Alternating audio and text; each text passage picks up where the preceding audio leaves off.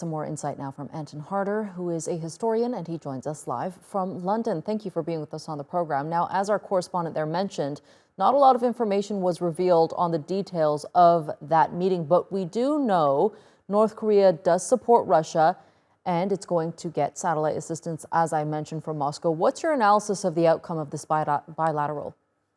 Well, in some way, a lot of the coverage in the West, or at least we've heard this from the UK ministers and in the US, is this comes across as a kind of humiliation for Putin, reflecting the sort of series of failures since really the invasion, the invasion of Ukraine, which didn't go as he planned, the coup that he faced, the restrictions on his travel, he's not been able to attend these various get-togethers of other leaders around the world.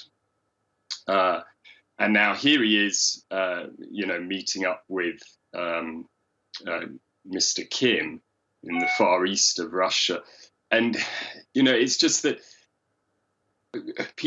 leaders often tend not to come off looking great when they get together with Kim. There is something there, I think, in claims in London and Washington that this looks rather like a humiliation for Putin, having to go, this sort of once superpower, having to go begging almost perhaps for arms. From this rather isolated pariah state. Right. But it's also caused a lot of worry among the West. An arms deal still looks like it might be on the table now that the Russian foreign minister is going to visit Pyongyang. What kind of military cooperation can we see here, and what does this mean for not only Ukraine, but for the West as well, who has voiced its worry? Yeah, and you're right. There's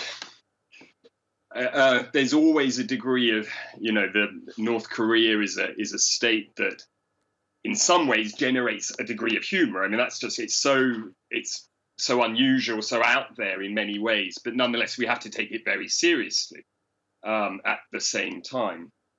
And so this is real. Of course, the possibility of Kim being able to assist Russia with replenishing, stocks of arms that have obviously been greatly depleted, and the demand for those is continuing to be high in Russia. That's very serious. It's a serious offer, and there's a certain amount of compatibility actually as well, just because the North Korea holds a lot of what was manufactured actually in the Soviet era. So there's a lot of stuff that can be retooled very easily for Russia's military.